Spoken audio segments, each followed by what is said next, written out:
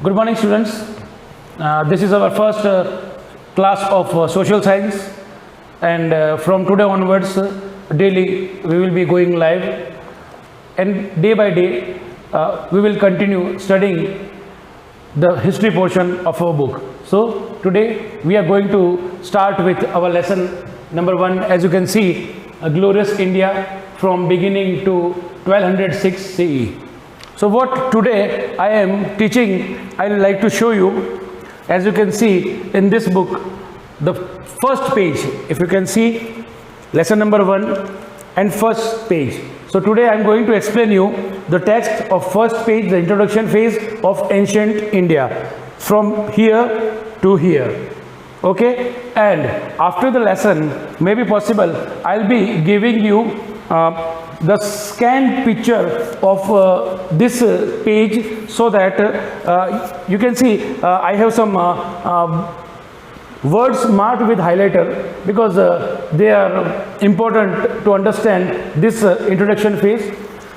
So after this video, I'm also going to upload this page for your convenience, that you can at your home highlight the important words, and from that you can relate the ancient history. Okay, so let's start. India has a long past in sense it has a long history. In fact, we can say that India is considered or called in the world as Vishwaguru, the world teacher. It is known as Vishwaguru, and also known as, if you have heard from your grandparents, that India was formerly known as Golden Bird. Bharat को विश्व गुरु और सोने की चिड़िया कहते थे. What was the reason? Why do we call India the world teacher? कुछ तो सिखाया होगा हमने. The things that we must have taught to the world, so that the entire world is going before us. हमारे सामने क्यों झुक रहा है?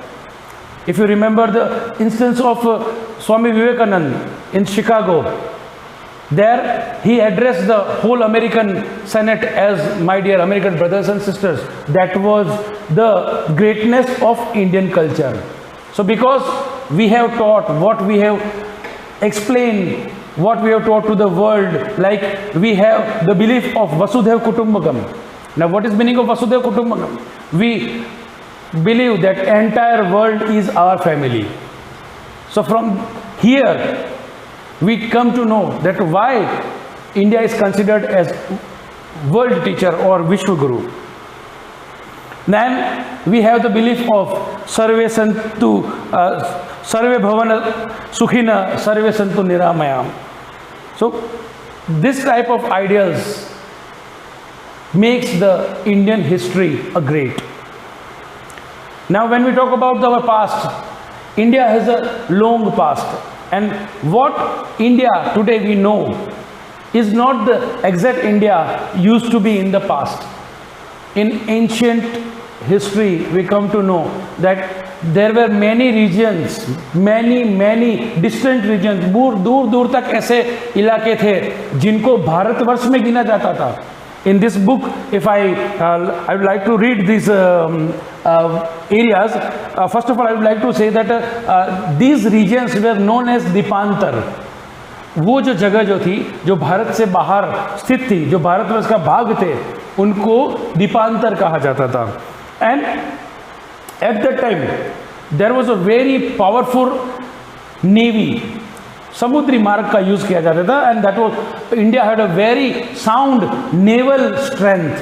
तो दूर दूर देशों तक समुद्री यात्रा होती थी और वहाँ तक भारतवर्ष फैला हुआ था. In today's world I would like to elaborate the names of this world. They are known as Brahmadesh, Siam, Indonesia, Malaysia, Australia, Philippines, Japan, Korea. This were the areas where Indian civilization had expanded. Ancient India had very strong naval power as well as good ports. समुद्र बंदरगाह बहुत अच्छे थे यहाँ के. A very good roadway system was also interconnected up to today's, जो जिस देश को हम जानते हैं, जहाँ पर आज के रशिया, कजाकिस्तान, चीन, all these countries had. If you had heard about the ancient Silk route, that used to come from all the way from China to India. And at the times we had also religious travelers.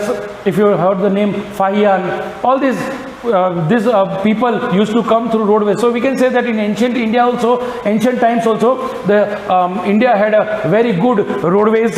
Along with that, when we talk about India, so in the ancient time also, roadways along with our naval power, it was very much flourished in that time. Now by what means or way the Indian civilization recognized itself among the world? So what happened basically in this line, you will able to see that the brave warriors or the people who used to travel abroad or to, we can say, foreign countries, those Indian people, they propagated. You know what is meaning of propagated? उन्होंने प्रचार किया, बढ़ाया our Indian philosophy, astrology, architecture, military skills, political science, music, Vedic treasuries across the world. And right from the beginning, India is considered as one of the most civilized country if we are talking about the ancient world. If you know the name of the civilizations, Indus Saraswati civilization, Vedic civilization, and contemporary, उस समय के साथ चलने वाले, there were Ved, as you know, we are about the 4 Ved. These Ved were also the basic pillars of Indian culture. And at that time, in those contemporary times, Ramayana and Mahabharata, all these epics, ये जो महाकाव्य थे, were also composed at that time. Apart from this, when we talk about politics, the current form of government the India is enjoying is democratic form of government, and this used to be in existence in ancient India also. So this democratic, how they were consisted?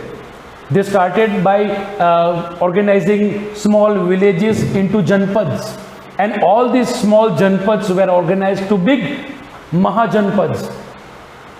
In our next lesson, we will skip to, or we will go to janpad, but today what we are learning is about ancient. So India gave also politically a good platform to the world. Democratic and constitutional form of administration had built the ideal of Mahajanpad. Later on, when we will read about the Maurya dynasty, Chandragupta Maurya, you will able to learn about how democratic form of government they used to manage, or how they administered the people. Apart from these, in ancient India, development of agriculture, development of industries, I would like to talk about iron. The use of iron equipments was at height. उस समय इतना ज़्यादा use होता था कि बाकी की जो दूसरी की विश्व की सभ्यताएं हैं वो अभी तक सीखी भी नहीं थी. And at that time, Indian civilization was they were using iron as their equipment. Apart from that, trade and commerce resulted and in declining of. So what started that now the small villages, the groups, they all started doing trade, commerce, agriculture, industries, in short, in small forms. And gradually, slowly, they all consisted into janpads. So as I told previously that, and after a good organization, all these janpads become Mahajanpads. So in our next lesson, it means tomorrow, we will be starting with janpads and Mahajanpads. So after this video, again I am telling you that I will also send a scanned picture of this first of my book, so that you will be able to understand the highlighted words, and if you have any queries, then also you can message these things in our group. So in my next lecture, I will be able to sort out your queries. Thank you.